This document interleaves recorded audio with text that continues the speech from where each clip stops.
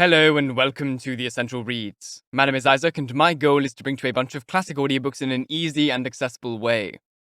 We are continuing with Crime and Punishment by Fyodor Dostoyevsky, and this is Part 5, Chapter 4. Let's begin. Raskolnikov had been a brisk and active defender of Sonya against delusion, in spite of the fact that he himself bore so much horror and suffering within his soul. Having endured so much that morning, it was as if he had been glad of this opportunity to vary his thoughts and feelings, which had become intolerable. This was quite apart from any element of personal sincerity in his striving to intercede for Sonya. Moreover, his approaching rendezvous with her was preying on his mind and causing him terrible anxiety. He would have to tell her who had killed Lizaveta, and he kept sensing in advance the fearsome torment that would cause him. A torment he was almost physically attempting to ward off. And thus it was that when, as he left Katerina Ivanovna's, he exclaimed, "Very well, Sofya Semyonovna, let's see what you'll say to this." He had still been in a state of visible excitement, which had been connected to the briskness of the challenge he had issued to Luzhin, and to his recent victory over him. But within him, something strange took place. As he approached Kapernaumov's rented rooms, he felt a sudden sense of fear and helplessness. Outside Sonya's door, he stopped, pondering to himself the strange question. Do I have to tell her who killed Lizaveta? The question was a strange one, because suddenly, at the same time, he felt that not only must he tell her, it was impossible for him to put off that moment even temporarily. He had not yet managed to fathom why it was impossible, and this tormenting acknowledgement of his own helplessness in the face of necessity weighed him down. In order to stop thinking and worrying, he quickly opened the door, and from the threshold looked at Sonya. She was sitting at the table, leaning her head on her hands, but when she became aware of Raskolnikov, she immediately got up and came towards him, as though she had been waiting for him. "What would have happened to me if it hadn't been for you?" she said quickly, meeting him as he was only halfway across the room. It was clear that she had wanted to tell him this as soon as possible. And this was why she had been waiting. Raskolnikov went over to the table and sat down on the chair from which she had just risen. She stood 2 paces away from him, exactly as she had done the evening before. "Well, Sonya," he said, suddenly feeling his voice tremble. "I mean, the whole business, it was all because of your social position and the habits associated with it. Did you grasp that just now?" A look of suffering came to her face. "Oh, don't speak to me the way you did last night," she said, interrupting him. "Please don't begin that again. I have enough torment as it is." She smiled quickly, afraid that he might find the reproach unpleasing. "It was foolish of me to leave like that. What's going on there now? I was on the point of going back, but I kept thinking that you might come here." He told her that Amalia Ivanovna was turning them out of the apartment, and that Katerina Ivanovna had run off somewhere to search for justice. "Oh my God!" Sonya said, starting. "We must go immediately." And she snatched up her little mantilla cape. "It's always the same story," Raskolnikov exclaimed in irritation. "They're all you ever think of. I want you to stay here with me." "But what about Katerina Ivanovna?" "Oh, you can't possibly avoid her. She'll be round here to see you herself now that she's left the apartment," he added tetchily. "And you know as well as I do that if she doesn't find you here, you'll be held to blame." Sonya cowered down on a chair in agonized indecision. Raskolnikov said nothing, looked at the floor, and seemed to be thinking about something. "Let's assume that Luzhin didn't feel like it just now," he began, not looking at Sonya. "Well, but if he had felt like it, or if it had been in any way a part of his plan, he'd have tried to get you put in jail, and only Lebezyatnikov and I could have stopped him. He would, wouldn't he, eh?" Yes, she repeated in a state of anxiety, her mind elsewhere. And, I might very well not have been there. And as for Lebezyatnikov, it was quite by chance that he happened to turn up. Sonya said nothing. Well, and if you'd gone to jail, what then? Do you remember what I said to you last night? Again, she made no reply. He waited until she was ready. And there I was, thinking you were going to shout, "Oh, stop it, don't say anything," again. Raskolnikov laughed, though with something of an effort. What? More silence? He asked after a moment. We have to talk about something, don't we? I'd be quite interested now to learn how you deal with a certain question, to lose Lebezyatnikov's word. He seemed to be growing confused. No, really, I'm serious. Imagine, Sonya, that you'd known in advance exactly what Luzhin had planned to do, and known, for a certainty, that it would cause the total ruin of Katerina Ivanovna and her children, and of yourself, too, into the bargain. Since you don't attach any value to yourself, let it be into the bargain. Of Polya, too, because she'll go down the same road. Well then, if it were suddenly given to you to decide which one of them was to go on living in the world, that is to say, whether Luzhin was to continue his existence and go on doing loathsome things, or whether Katerina Ivanovna was to die, what would your decision be? Which one of them would you have die? I ask you. Sonya looked at him nervously. She had sensed something peculiar in this unsteady monologue that seemed to be working towards something by a devious route. I had a feeling you were going to ask me something like that, she said, giving him a searching look. Yes, all right. But what would you decide? Why'd you ask about something that's impossible? Sonya said with a distaste. So you'd rather Luzhin continued his existence doing loathsome things? Don't you even dare to decide that? But I can't fathom divine providence. And why are you asking me a question that is wrong to ask? Why such futile questions? How could that ever depend on my decision? And who am I to set myself up as a judge who should live and who should not? Well, if you're going to involve divine providence in it, you won't get anywhere. Raskolnikov muttered gloomily. You'd better come to the point and say what it is you want, Sonya exclaimed with a look of suffering. There's something you're hinting at again. Have you really only come here in order to torment me? She could hold out no longer, and suddenly burst into bitter weeping. He looked at her in weary gloom. Some 5 minutes went by. You know you're right, Sonya, he said quietly, at last. He had undergone a sudden change. His air of assumed insolence and impotent challenge had disappeared. Even his voice had suddenly become strained. I told you yesterday that I wouldn't come to ask for forgiveness. And yet nearly the first thing I did was to ask you for forgiveness. That remark I made about Luzhin and Providence was meant for myself. It was me asking for forgiveness, Sonya. He attempted to smile, but his pale smile betrayed something helpless and unfinished.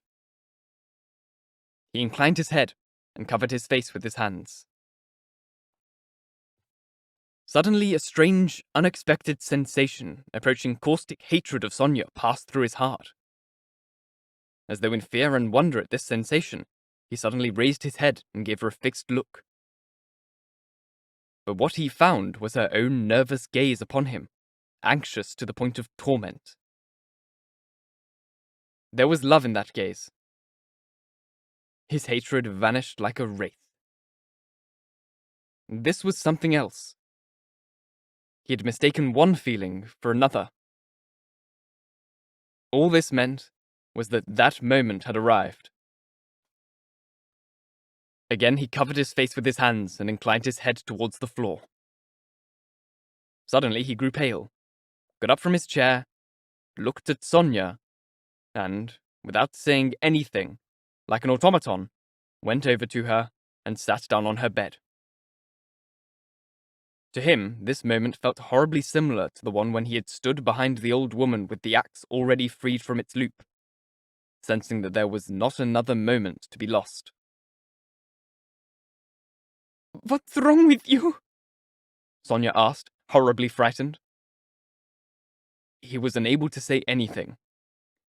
He had never planned to declare it like this, and did not understand what was happening to him.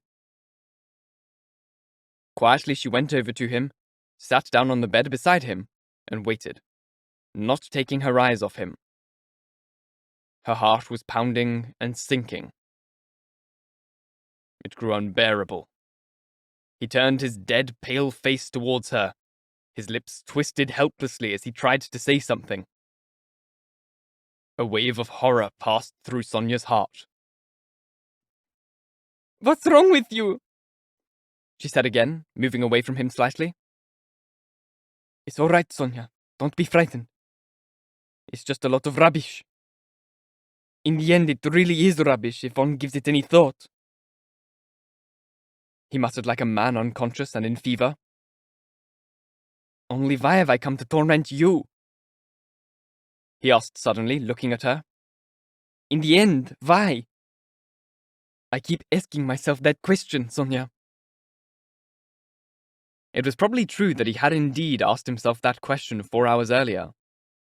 But now he uttered it in total helplessness, hardly aware of what he was doing, and feeling a constant tremor throughout his whole body. "Oh, how you're tormenting yourself," she said with a look of suffering. "It's all a lot of rubbish. Listen, Sonya. This is what it is." For some reason, he suddenly smiled. A pale and helpless smile, lasting a couple of seconds. "Do you remember what I was trying to tell you last night?" Sonya waited nervously.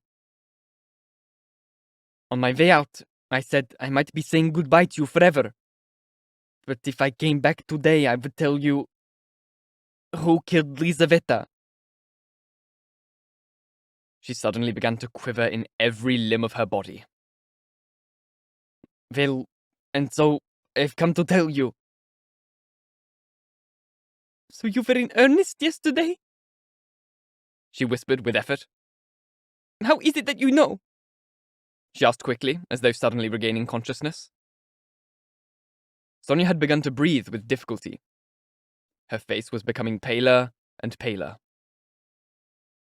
"I just know." For a moment she said nothing. "Well, have they found him?"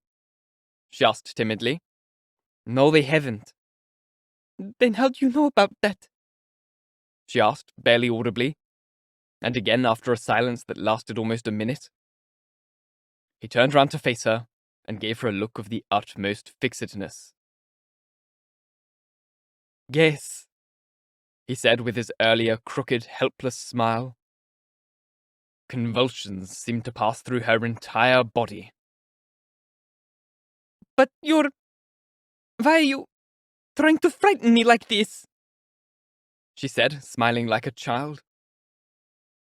"If I know, then I must be a close acquaintance of his." Raskolnikov went on relentlessly, continuing to look into her face, as though he had not the help to draw his eyes away.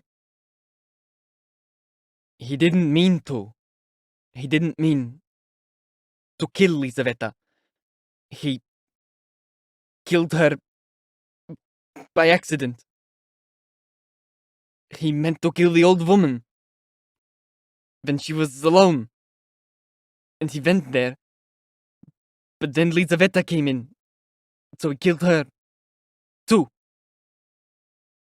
Another terrible minute went by. They both stared at each other.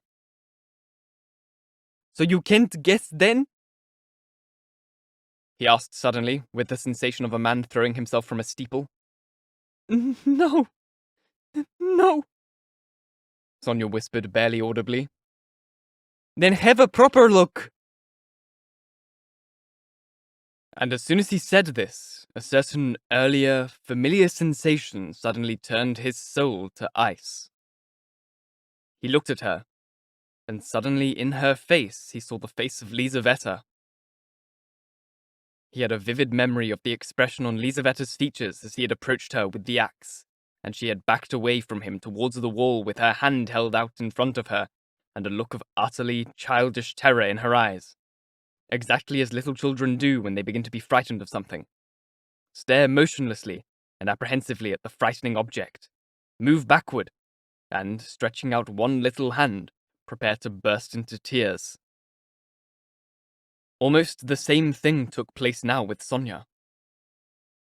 It was with a kind of helplessness and fear that she looked at him for a time, and then suddenly, holding out her left hand, rested her fingers slightly, the merest fraction, on his chest, and began to get up from the bed, backing further and further away from him, as her gaze fastened on him ever more motionlessly.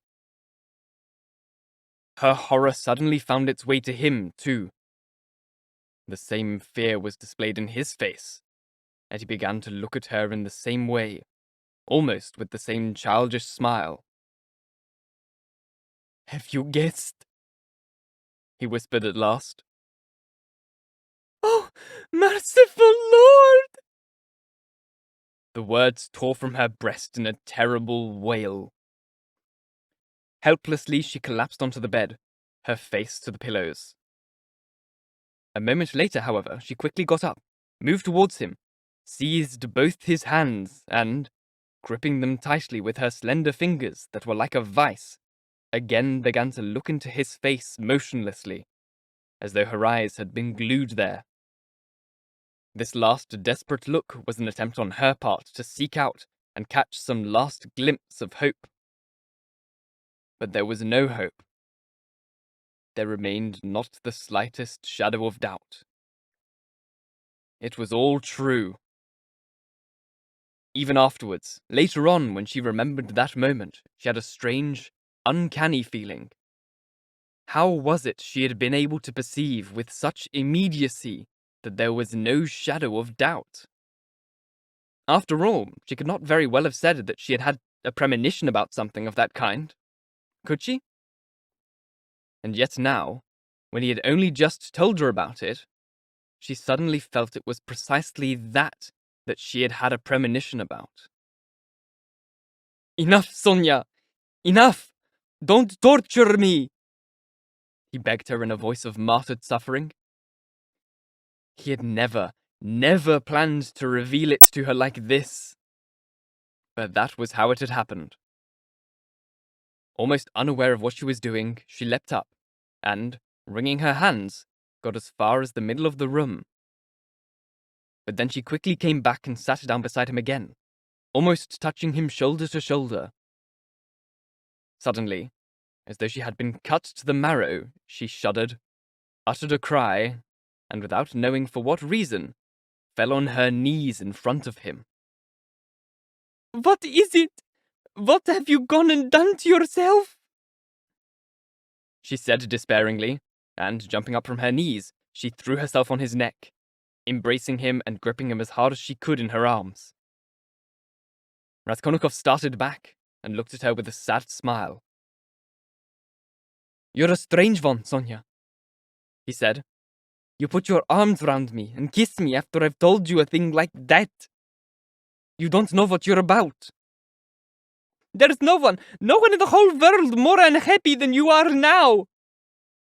she exclaimed in a kind of frenzy, oblivious to his remarks, and suddenly burst into violent sobs, as if she were having a fit of hysteria.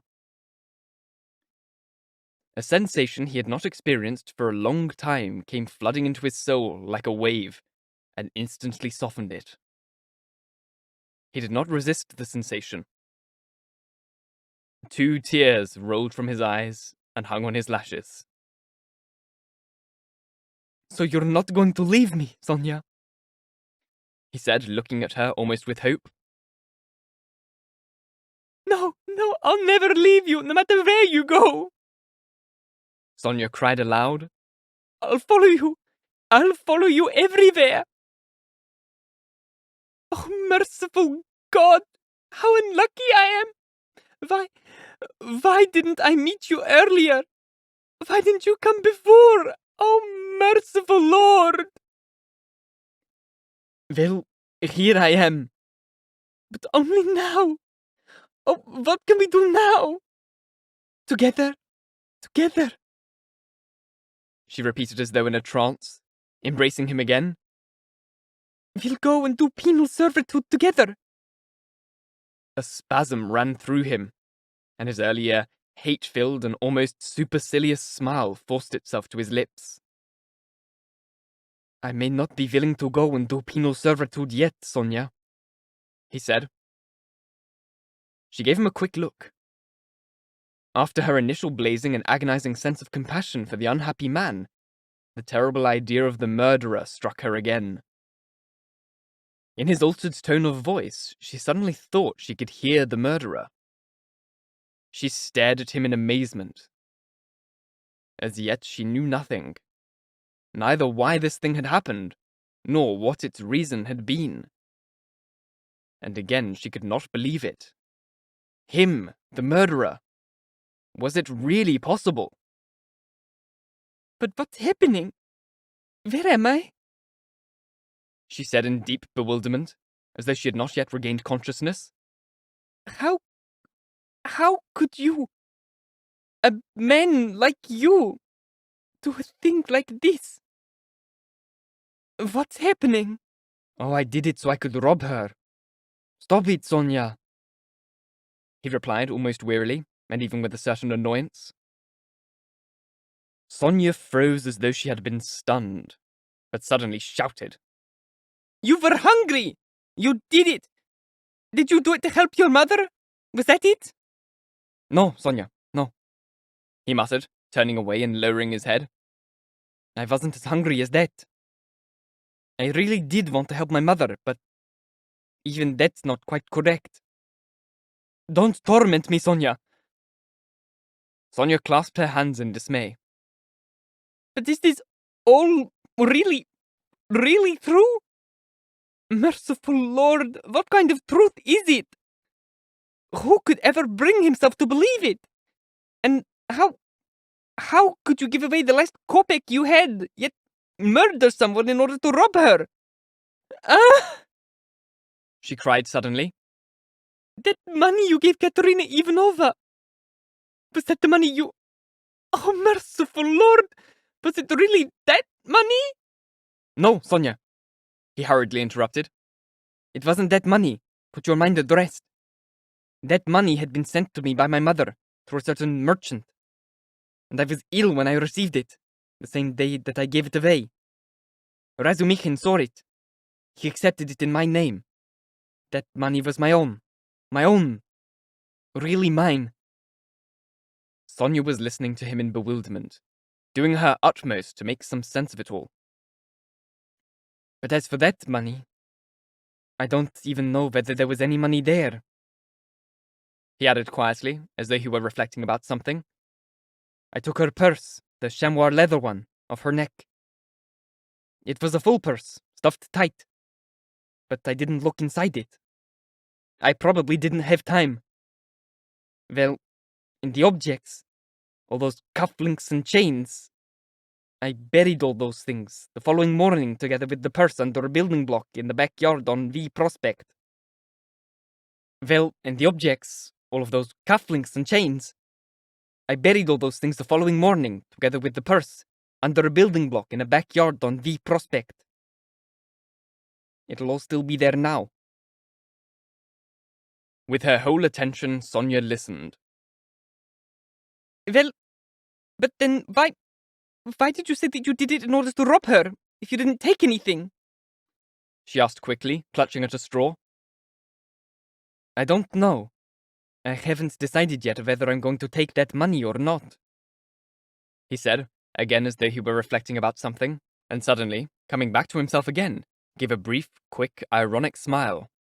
That was a stupid thing I blurted out just now, wasn't it? For a moment, the thought flashed through Sonya's head. What if he's mad? But she abandoned it instantly. No, this was something else. She could make nothing of it. Look, Sonya, he said suddenly with a kind of inspiration. Look, I'll tell you this.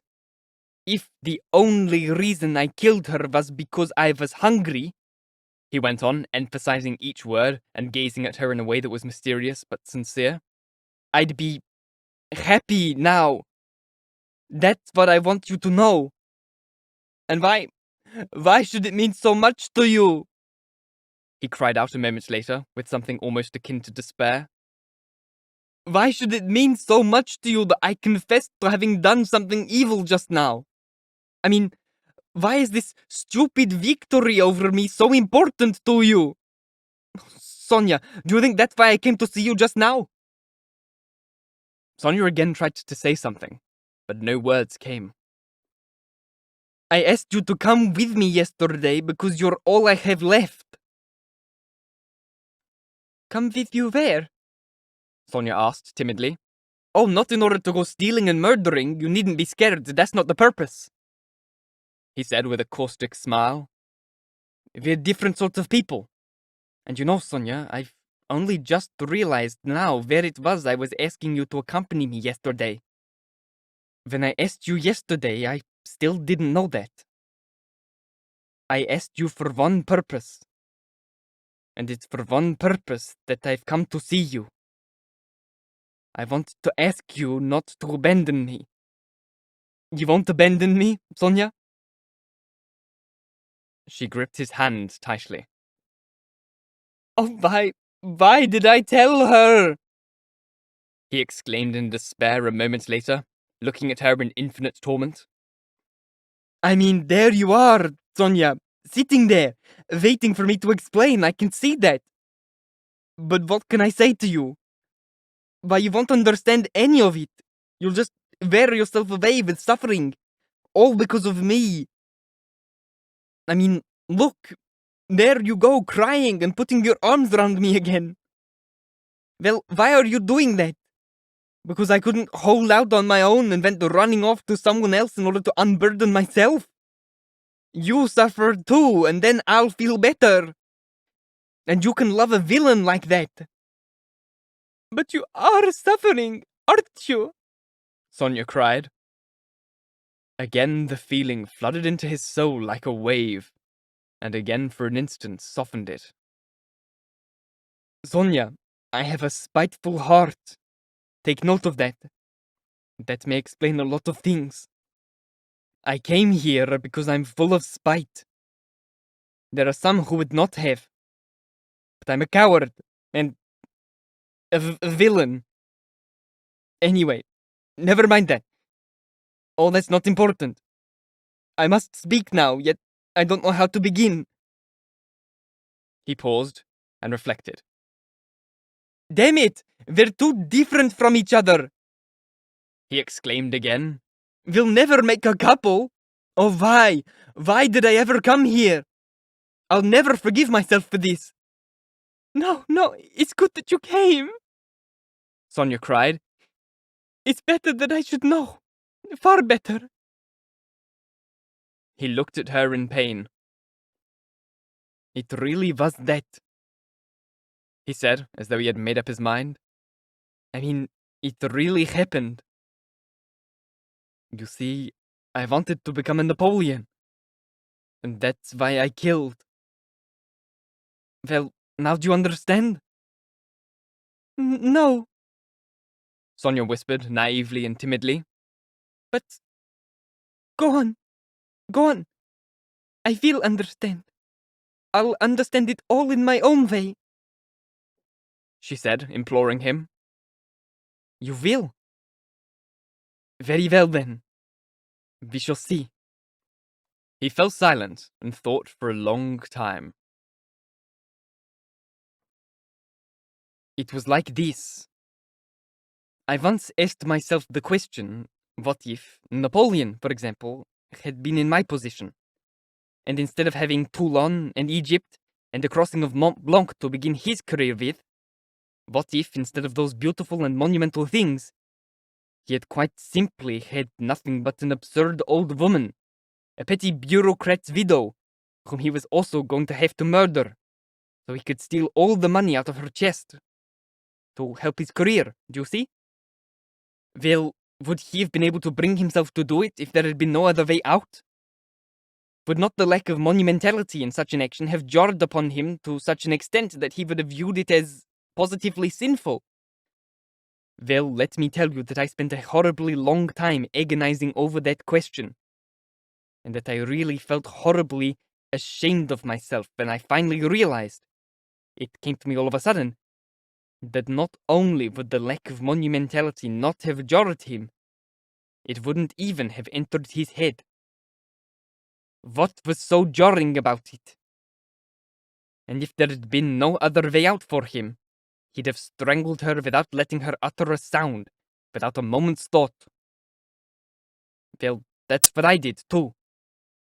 I gave up my thinking, and strangled her, following the example of an authority on such matters. And that's how the whole thing came to happen. Don't you think it's amusing? Yes, Sonya, the most amusing thing of all is that that may really be how it came to happen. Sonya did not find it amusing at all.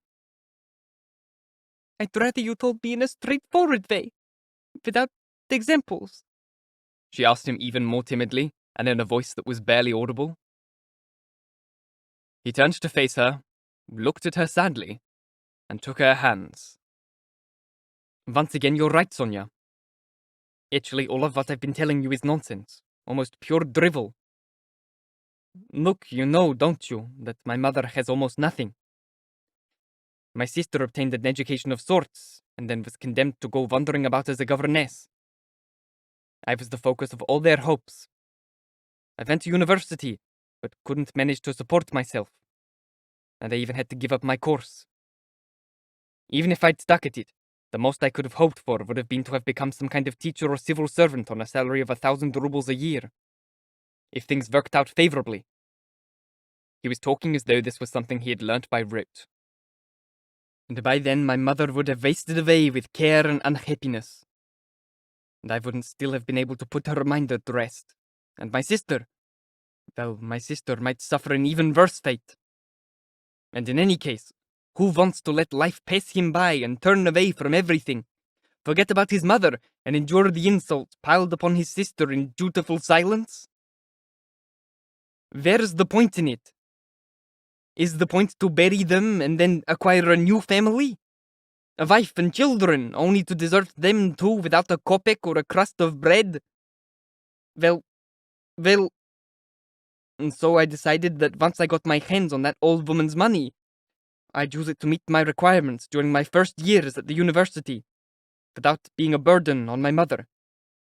And for my first steps after university, and do it all on a grand scale, in true radical style, in order to build up a completely new career for myself, and set out on a new and independent path. Well, and that's all. Of course, my killing of the old woman was an evil thing to do, but enough of that.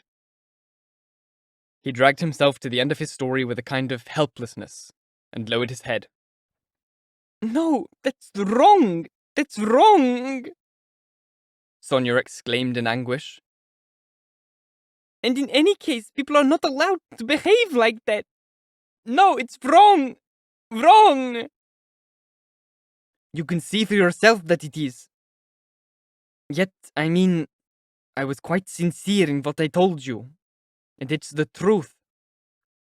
What kind of truth is that? Oh, merciful Lord! Look, Sonya, all I killed was a louse. A loathsome, useless, harmful louse. But that louse was a human being! Oh, I too know she wasn't really a louse, he replied, looking at her strangely. Actually, I'm talking nonsense, Sonya, he added. I've been doing that for a long time now. Oh, that's wrong. You're quite correct. The real reasons involved are quite different. I haven't spoken to anyone for such a long time, Sonya. My head's aching very badly now. His eyes were burning with a feverish light. He was almost beginning to rave. A restless smile flickered on his lips. through his excited state of mind, a terrible helplessness could now be glimpsed. Sonya understood the agony he was in. Her head was also beginning to go round. What strange things he had said. She thought she had understood some of them. But how can it be? How can it be? Oh, merciful Lord! And she wrung her hands in despair. Yes, Sonya, it's wrong. He began again, suddenly raising his head, as though an unexpected turn of thought had occurred to him and roused him to excitement again. It's wrong! Yes, you do better to suppose. Yes, this really is much better. That I'm vain, envious, spiteful, nasty, and vindictive. Well, and, if you like, also with a leaning towards insanity. You may as well have it all at once. People have spoken of insanity before now, I've observed. Look, I've told you just now that I was unable to support myself while I was at the university. But, you know, I might very well have been able to. My mother would have sent me the money to pay the fees, and I could have earned enough myself for boots, clothes, and bread. I know I could have. There was private teaching to be had. They were offering 50 kopecks an hour. Razumichin works, you know. But I turned spiteful and refused. Yes, spiteful. That's the right word for it. And then, like a spider, I crept away and hid in my corner. I mean, you've been in my rat hole. You've seen it. And you know, Sonya, low ceilings and cramped rooms cramp the soul and the mind, too. Oh, how I hated that rat hole. Yet even though I hated it, I didn't want to leave it. I made a special point of not wanting to. I stayed in it for days on end, unwilling to work, unwilling even to eat, just lying there. If Nastasia brought me food, I'd eat it. If she didn't, I'd let the day go by without eating. I wouldn't ask for anything out of spite. I had no light at night. I just lay there in the darkness, refused to earn money to buy candles. I was supposed to be studying, but I'd sold all my books. There was a finger's thickness of dust lying on the papers and exercise books on my table. I preferred simply to lie there thinking. And I went on thinking and thinking. And what dreams I had. Such strange and diverse dreams there'd be no point in trying to tell you them. The thing was, though, that I also began to imagine. No, that's not right. I'm not telling you correctly. You see, I kept asking myself, why am I so stupid? Why is it that if others are stupid, and I know for a certain fact that they're stupid, I don't want to be cleverer? Then, Sonya, I realized that if I were to wait until everyone else had grown cleverer, I'd have to wait for a very long time. Then I also realized that that was never going to happen. That people aren't going to change, and that no one can make them any different from what they are, and that it's not worth the effort to try. Yes, that's how it is. That's the law they operate by. It's a law, Sonya. It really is. It really is true. And now I know, Sonya, that whoever is strong and powerful in mind and spirit is their lord and master. Whoever takes a lot of liberties is right in their eyes. Whoever is able to spit on most things they consider their lawgiver. And the person who takes the most liberties of all is the one who is most in the right. That's how it's been in the past, and that's how it will always be. Only a blind person could fail to perceive it. Although he was looking at Sonya when he said this, Raskolnikov was no longer concerned about whether she understood what he was saying or not. His fever had completely taken hold of him. He was in a kind of black ecstasy. It was true, he really had not spoken to anyone for a very long time. Sonya realized that this black catechesis had become his creed and his law. And then it was, Sonya, that I understood, he went on ecstatically, that power is given only to those who dare to lower themselves and pick it up. Only one thing matters. One thing. To be able to dare.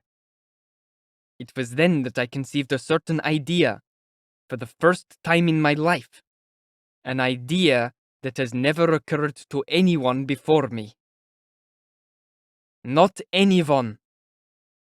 I suddenly saw, as clearly as the sun, that in the past no one has ever dared, and still does not dare, quite simply to pick up all that absurd nonsense by the tail in passing, and toss it to the devil. I wanted to make the dare.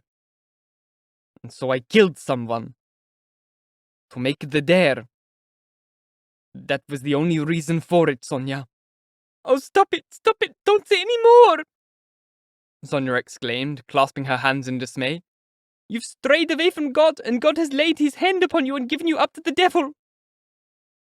Come to think of it, Sonya. When I was lying there in the darkness, imagining all those things, was that the devil stirring me up? Eh? Stop it!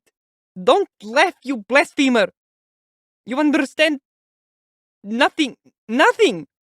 Oh, merciful Lord, he'll never understand! Be quiet, Sonya. I'm not laughing at all.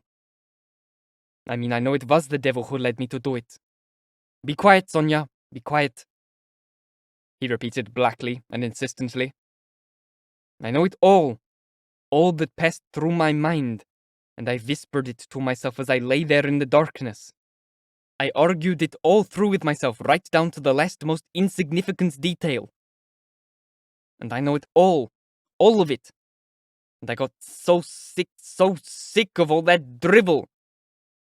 I kept wanting to forget it and make a fresh start, Sonya, to stop uttering drivel. Do you really think I went into it like a fool head first?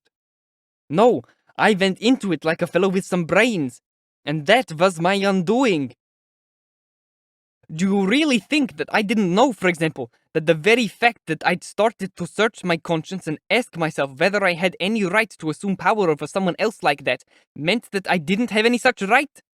Or the fact that I was asking myself the question, is man a louse, meant that man wasn't a louse for me, but might very well be for someone to whom the question would never occur, and who would go straight into action at once? Or finally, that the fact that I'd spent so many days agonizing over the question of whether I was a Napoleon or not meant that I knew beyond a shadow of a doubt that I wasn't one. I endured the whole of the torment that drivel caused me, Sonya, and I tried to shake it off. I wanted to kill without casuistry, Sonya. To kill for my own sake, for no one but myself. I didn't want to lie about that even to myself. I didn't kill in order to help my mother, that's rubbish. I didn't kill in order to get money and power and thus be able to become a benefactor of mankind, that's rubbish too. I simply killed.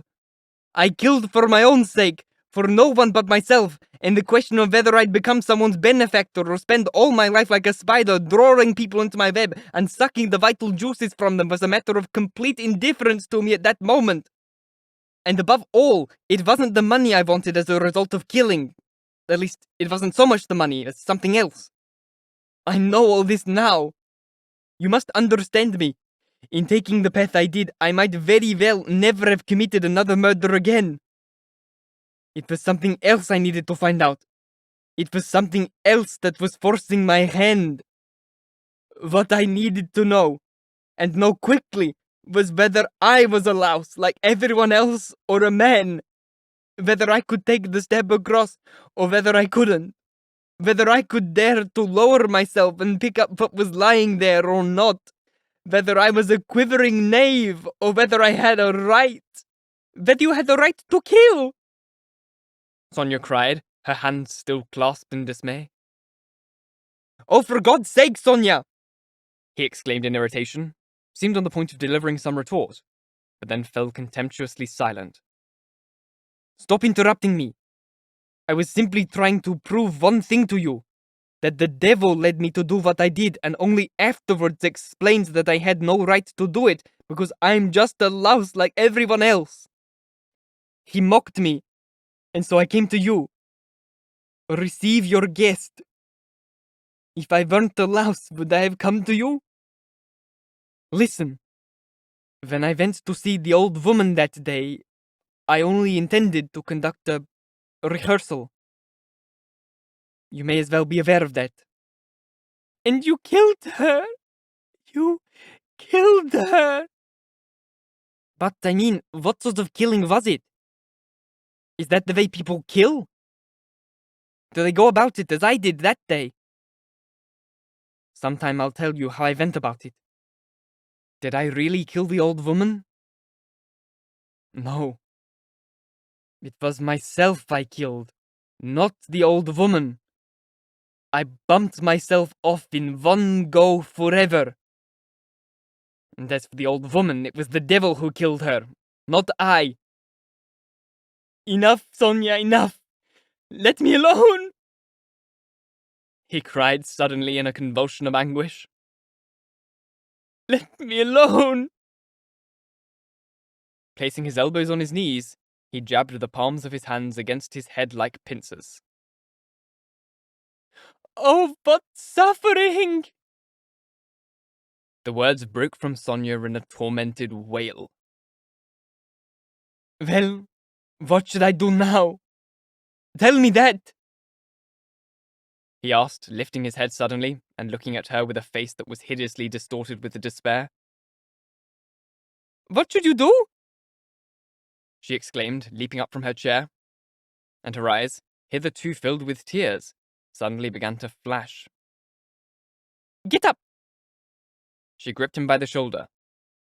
Slowly he began to get up, staring at her in near amazement. Go immediately, at this very moment. Go and stand at the crossroads. Bow down. First kiss the ground that you desecrated, and then bow to the whole world, to all 4 points of the compass, and tell everyone aloud, I have killed. Then God will send you life again. Will you go? Will you? She demanded, quivering all over as though she were in the throes of a seizure, gripping him by both hands, clenching them hard in her own and staring at him with a gaze of fire. He was amazed and even shocked by her sudden ecstatic outburst. Is it penal servitude, you mean, Sonya? Must I give myself up? He asked blackly. You must accept suffering and redeem yourself by it. That's what. No, I won't go to them, Sonya. But how will you live? How will you live? What will keep you alive? Sonya exclaimed. How will life be possible for you now? I mean, what will you tell your mother? Or what will happen to them now? But what am I saying? Why, you've already deserted your mother and sister. Yes, you've deserted them. Oh, merciful Lord, she exclaimed. Yes, he knows it all himself. But how can you live without anyone at all? What will happen to you now? Don't behave like a child, Sonya, he said softly. In what way am I guilty in their regard? Why should I go to them? What would I tell them? All that's just ghosts. They themselves slaughter people in their millions, and they consider it a virtue, too. They're scoundrels and villains, Sonya. I won't go to them. What would I say? That I killed her, but hadn't dared to take the money, had hidden it under a building block? He added with a caustic and ironic smile. I mean, they'd laugh at me. They'd say, you were a fool not to take it. A coward and a fool. They wouldn't understand any of it, Sonya. Not any of it. And they're not worthy of attaining such understanding. Why should I go to them? I won't. Don't behave like a child, Sonya. Oh, how you'll suffer! How you'll suffer! She kept saying, stretching out her arms to him in a desperate act of imploring. Perhaps I haven't yet done myself justice, he observed blackly, as though in reflection. Perhaps I'm still a human being. Perhaps I'm not a louse yet, and I've been in too much of a hurry to condemn myself. I'll struggle a bit more yet. An arrogant smile was forcing itself to his lips. To bear suffering like that for your whole life! Your whole life! I'll get accustomed to it, he said bleakly and reflectively. Look, he began a moment later. You've done enough crying. It's time we got down to business. I came to tell you that they're on my trail now, trying to ensnare me. No! Sonya screamed in fear. What are you screaming for? I thought you wanted me to go and do penal service, yet now you're terrified. But look, I'm not going to let them get me. I'll struggle a bit more with them yet, and they won't be able to lay a finger on me. They have no real evidence. Yesterday I was in great danger and thought the game was up. But today things are better. All their evidence is mere conjecture, and that means I can turn their accusations to my advantage. Don't you see? And turn them I shall, because now I've learnt a lesson or two.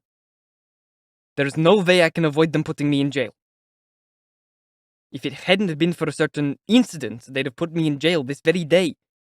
And it's still quite probable that they will do just that. But that's nothing, Sonya. I'll do a little time and then they'll let me out again, because they haven't got one piece of genuine proof. And they're not going to get one, believe you me. With what they've got, they could never put the man on trial. Well, that's enough of that. I just wanted you to know. I'll do what I can to reassure my mother and sister and not frighten them. In any case, I think my sister's all right for the future now. And if that's so, my mother is too. Well, that's all. Be careful. Will you come and visit me in jail when I'm there? Oh, yes! Yes! They both sat there together, sad and depressed, as though they had been thrown up onto some empty seashore after a tempest alone. He looked at Sonya and felt how intensely her love was concentrated on him. And it was strange, but he suddenly experienced a sense of pain and aggrievement that anyone should love him as much as that. Yes, it was a strange and terrible sensation. As he had been walking to Sonya's, he had felt that in her lay his only hope and salvation. He had intended to unload at least a portion of his torments. And now, suddenly, when the whole of her heart had directed itself towards him, he knew and felt that he was now inexpressibly more unhappy than he had been earlier.